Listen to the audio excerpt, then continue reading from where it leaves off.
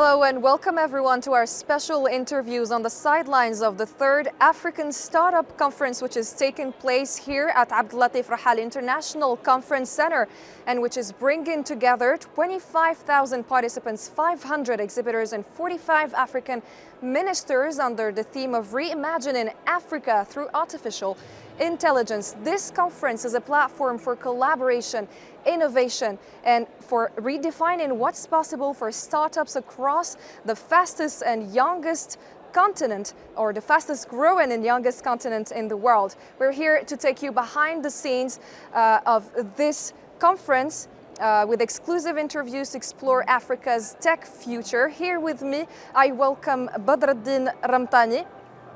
Hello. Thank you for accepting our invite. Thank you for having me. So you are the Director of Growth at Jellyfish in Dubai, and you were also working at Google as an international growth lead. Correct. Yeah. Thank you. As a first question, I want to talk about artificial intelligence, because this is the main theme of this conference. It's at the heart of this year's edition. Yeah. Can you explain how this new technology can be used to revolutionize and transform industries such as healthcare, education, agriculture in Africa? Yeah, certainly. AI is already revolutionizing not only these sectors or industries, but massive amounts of sectors and industries. Now, you mentioned healthcare, for example. In 2024, basically this year, there is an AI model called AlphaFold, which is an AI model created by DeepMind team and Google team that won the Nobel Prize for discoveries in medicine and in the healthcare ecosystem. And what they've basically done is that they've utilized the artificial intelligence to identify the protein structures in the cells in human beings. Now, humans biology means basically that every human being has around 1 trillion cells in their body. Each cell is linked to 1,000 different cells, and each cell has 1 million different proteins within each. And understanding the structure of the proteins in each cell basically allows us to understand the behavior of certain diseases like cancer or different diseases as well. And AlphaFold's AI basically was tasked by trying to understand or build a model for the structures of these proteins, and was able to actually build a model of the structures of proteins in cells of 200 different cells. Now, it might sound like it's not big enough, but it actually would have taken a scientist or a human 1 billion years to get to identifying the protein structures of these cells than what AI basically did in 1 year. Now, that's incredibly impactful, not only for the ecosystem of the healthcare, but it's also a direct example of how you can utilize AI, which is a relatively revolutionizing technology, and apply it to sectors and ways that are helpful to humanity and impactful in ways that we haven't been capable of doing that before.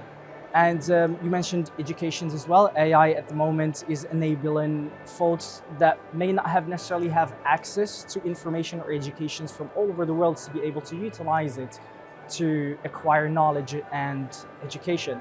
A good example of that is basically Google AI was implemented in Google Translate, which is a technology that's been around for a couple of years now.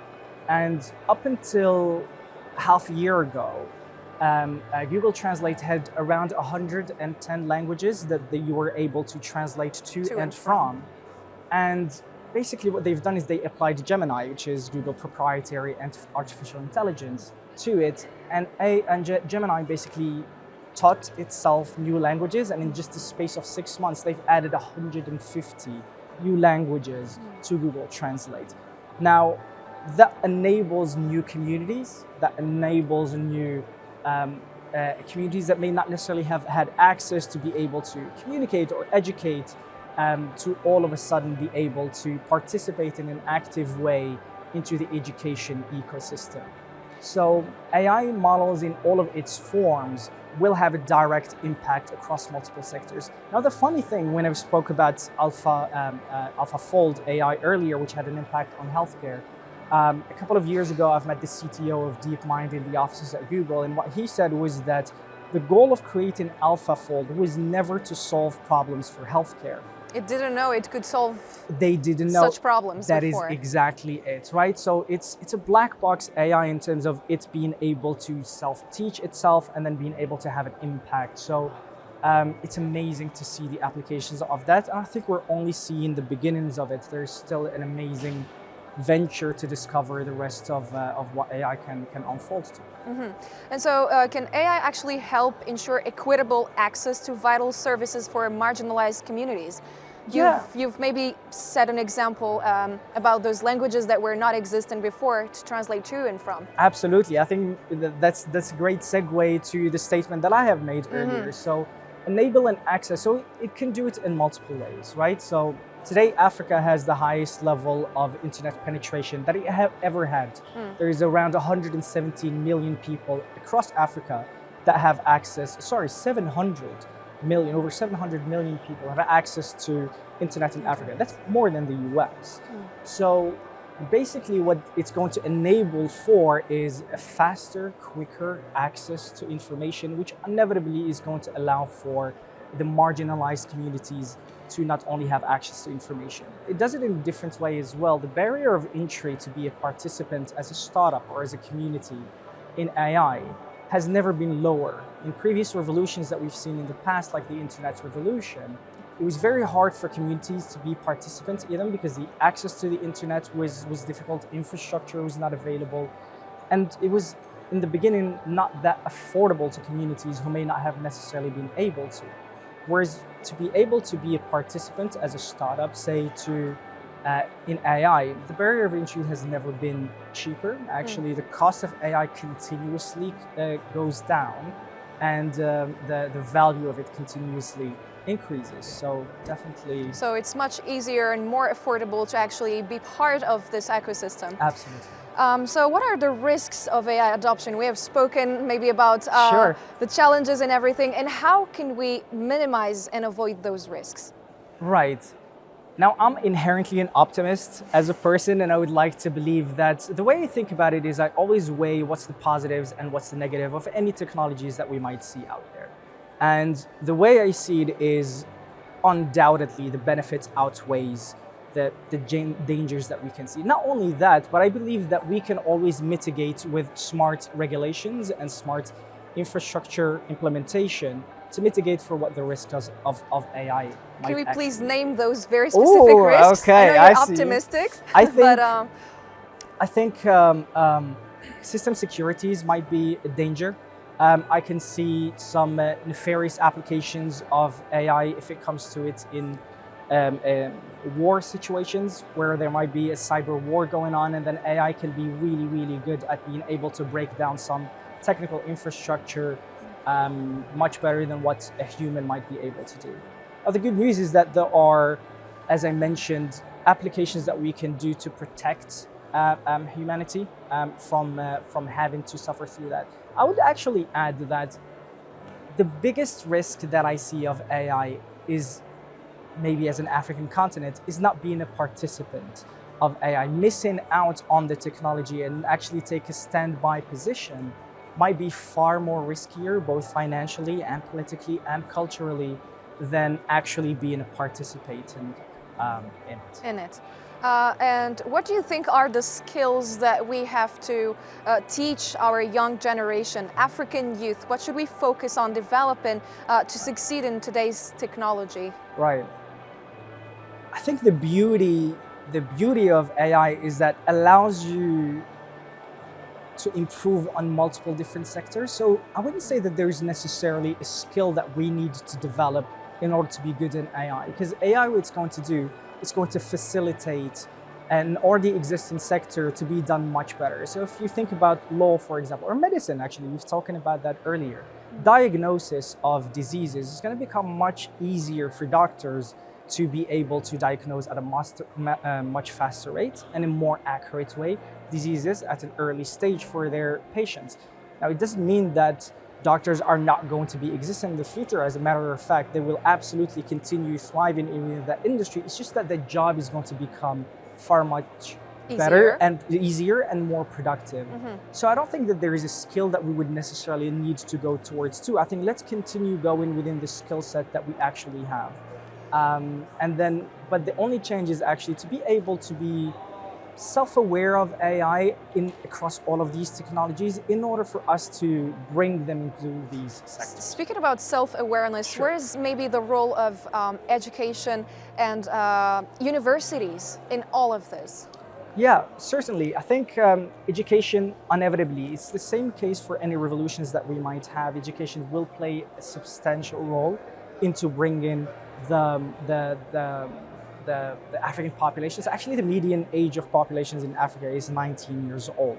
So we have a tremendous amount of new youthful generations coming into the ecosystem. Which is a force. Which is an absolutely amazing force. It's actually a big challenge for other continents, whether it is Europe or North Africa or say Japan, for example, that are facing the challenge of non-youthful generation, and we have that opportunity. So if we're able to, I would actually love if there is a Python course at high school. Yeah. I think everybody should do like a 1-hour course a week on Python. I think it just, and no matter what industry or sector you might end up in, it just allows an introduction to it allows you to do that. It allows you to get introduced into that ecosystem. And I think universities will play a central role in terms of bringing the next generation into AI. AI, right. So what role does AI play in creating more jobs in Africa for the growing youthful population through startups? Yeah, I think AI is going to be it's going to impact the job ecosystem in two different ways.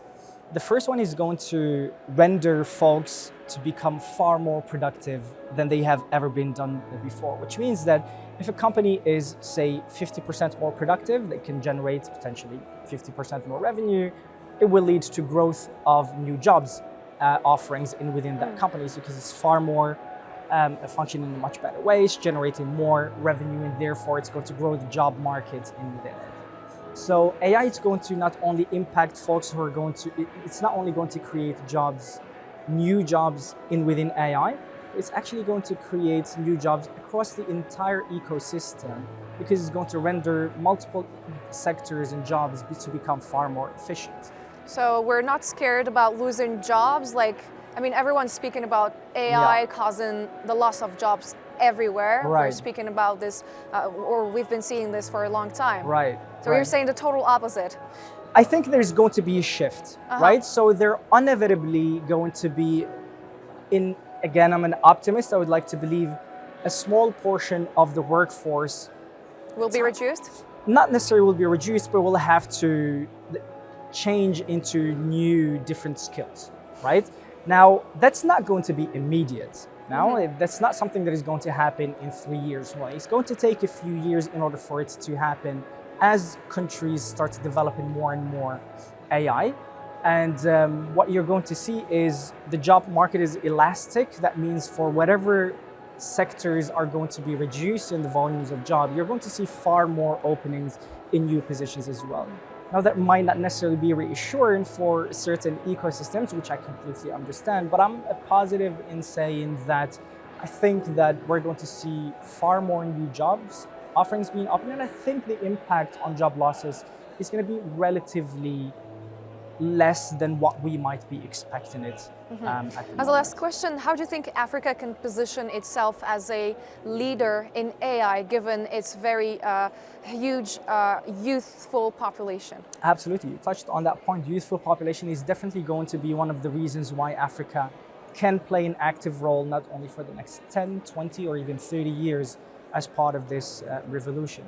If we take a step back, basically, Africa has never been in a better place to be an active player in AI. It has the largest internet population it has ever had. It has the highest level of education and literacy that it ever had. It has basically the most educated, as I said, ecosystem, and the most youthful folks that it ever had. I think Africa needs to start basically thinking of developing AIs that serves Africa, right? So basically trying to find out issues that we have that we can solve for utilizing AI. I don't think we're necessarily required to create the next GPT or create the next Gemini or state-of-the-art models. We can utilize existing technologies in order to solve for technologies, whether it is in agriculture or it is in healthcare and education's ecosystems in within Africa to be able to facilitate for that. Thank you very much, Badreddine having Ramtani, me. for your time and for your insights. Thank you for having me. Appreciate it. Thank you, and thank you, dear viewers, for your attention and time. And until next time, take care.